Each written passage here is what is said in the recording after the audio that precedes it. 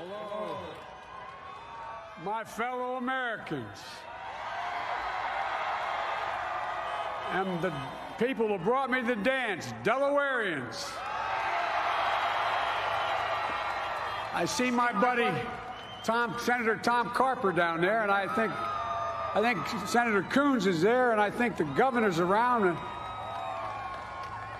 is that Ruth Ann? And our former Governor Ruth Ann Minner.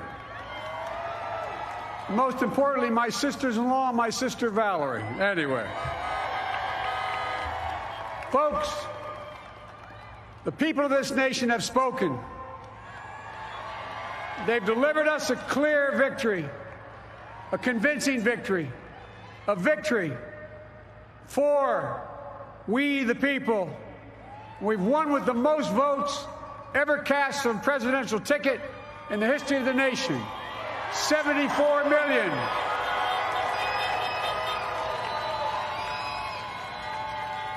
What I must admit has surprised me. Tonight, we're seeing all over this nation, all cities and all parts of the country, indeed across the world, an outpouring of joy, of hope, renewed faith in tomorrow, bring a better day. And I'm humbled by the trust and confidence you've placed in me. I pledge to be a president who seeks not to divide, but unify, who doesn't see red states and blue states, only sees the United States,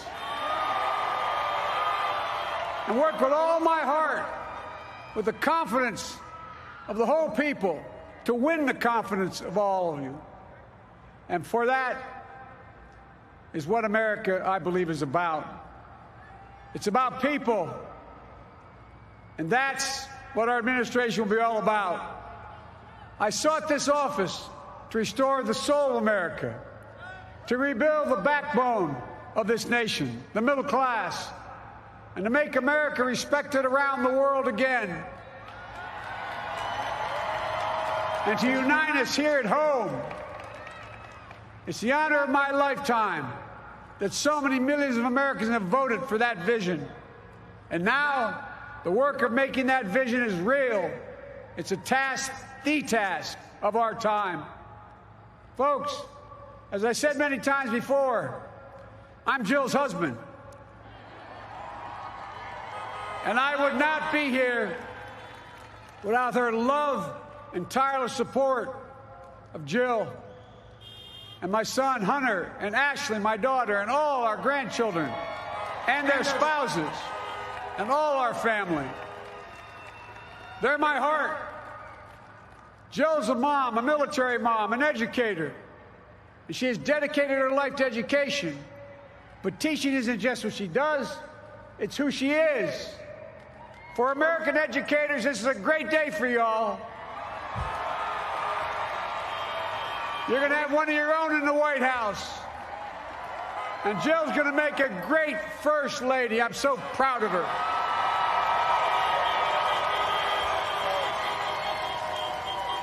And I'll have the honor of serving with the fantastic Vice President who you just heard from, Kamala Harris, who makes history as the first woman, first black woman, the first woman from South Asian descent, the first daughter of an immigrant ever elected in this country. Don't tell me it's not possible in the United States. It's long overdue. And we're reminded tonight of those who fought so hard for so many years to make this happen. But once again, America's bent the arc of the moral universe more toward justice. Kamala, Doug, like it or not, your family, you become an honorary Biden. There's no way out. All those of you who volunteered and worked the polls in the middle of this pandemic, local elected officials, you deserve a special thanks from the entire nation. And to my campaign team and all the volunteers and all who gave so much of themselves to make this moment possible, I owe you. I owe you. I owe you everything. and to all those who supported us. I'm proud of the campaign we built and ran.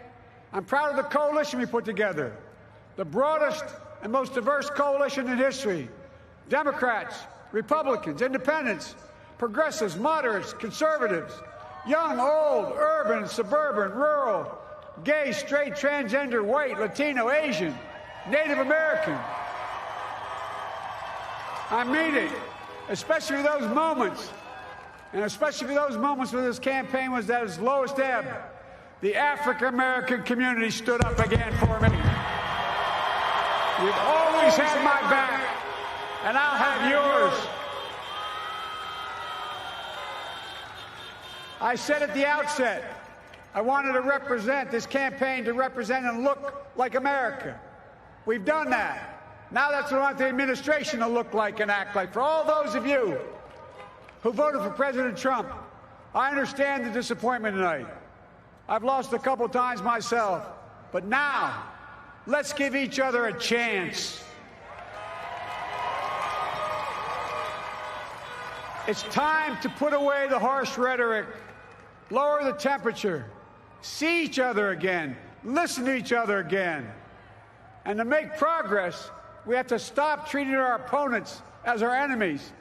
They are not our enemies. They are Americans. They are Americans. The Bible tells us, to everything there is a season, a time to build, a time to reap, and a time to sow, and a time to heal.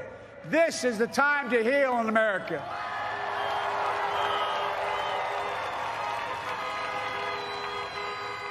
Now this campaign is over. What is the will of the people? What is our mandate? I believe it's this. Americans have called upon us to marshal the forces of decency, the forces of fairness, to marshal the forces of science and the forces of hope in the great battles of our time.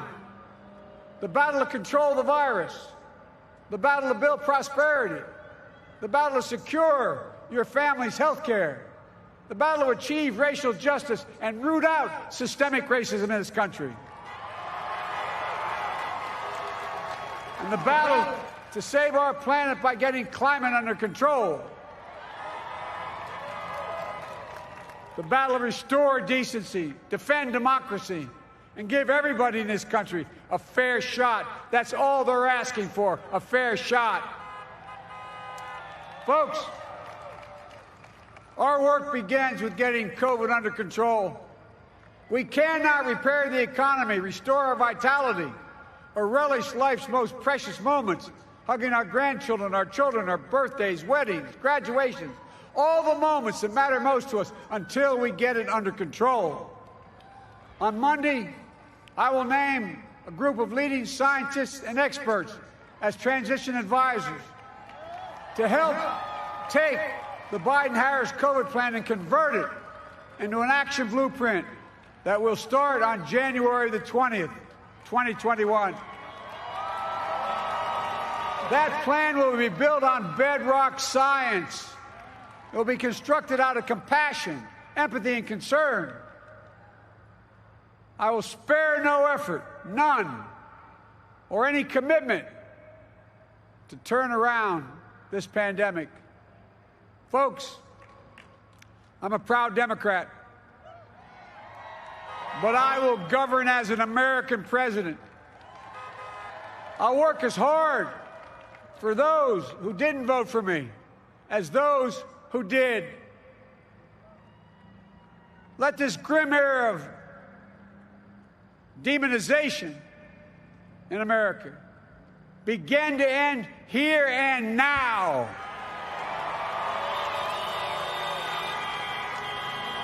The refusal of Democrats and Republicans to cooperate with one another, it's not some mysterious force beyond our control. It's a decision, a choice we make.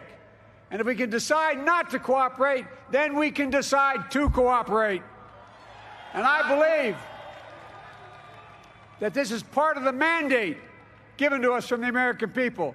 They want us to cooperate in their interest. And that's the choice I'll make. And I'll call on Congress, Democrats and Republicans alike, to make that choice with me. The American story is about slow yet steadily widening the opportunities in America.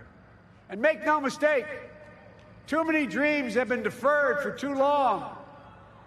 We must make the promises of the country real for everybody, no matter their race, their ethnicity, their faith, their identity, or their disability. Folks, America has always been shaped by inflection points, by moments in time where we've made hard decisions about who we are and what we want to be. Lincoln in 1860, coming to save the Union. FDR in 1932, promising a beleaguered country a new deal. JFK in 1960, pledging a new frontier. And 12 years ago, when Barack Obama made history, he told us, yes, we can. Well, folks, we stand at an inflection point. We have an opportunity to defeat despair, to build a nation of prosperity and purpose. We can do it. I know we can. I've long talked about the battle for the soul of America. We must restore the soul of America. Our nation is shaped by the constant battle between our better angels and our darkest impulses. And what presidents say in this battle matters. It's time for our better angels to prevail. Tonight, the whole world is watching America. And I believe at our best, America is a beacon for the globe. We will lead not only by the example of our power, but by the power of our example. I've always believed, many of you heard me say it, I've always believed we can define America in one word: possibilities. That, in America, everyone should be given an opportunity to go as far as their dreams and God-given ability will take them. You see, I believe in the possibilities of this country.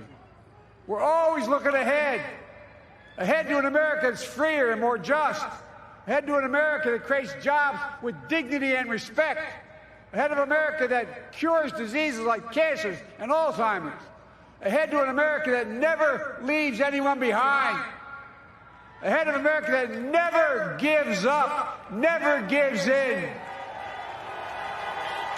This is a great nation. It's always been a bad bet to bet against America. We're good people. This is the United States of America, and there's never been anything we've been not able to do when we've done it together. Folks, in the last days of the campaign, I began thinking about a hymn that means a lot to me and my family, particularly my deceased son, Bo. It captures the faith that sustains me and which I believe sustains America. And I hope it can provide some comfort and solace to 230,000 Americans who've lost a loved one to this terrible virus this year. My heart goes out to each and every one of you. Hopefully this hymn gives you solace as well. And it goes like this: and he will raise you up on eagle's wings, bear you on the breath of dawn, and make you to shine like the sun, and hold you in the palm of his hand. And now together, on eagle's wings, we embark on the work that God and history have called upon us to do, with full hearts and steady hands, with faith in America and in each other, with love of country, a thirst for justice. Let us be the nation that we know we can be, a nation united, a nation strengthened, a nation healed. The United States of America, ladies and gentlemen, there's never been anything we've tried we've not been able to do. So remember, as our grandpapa used to say when I walked out of his home when I was a kid up in Scranton, he said,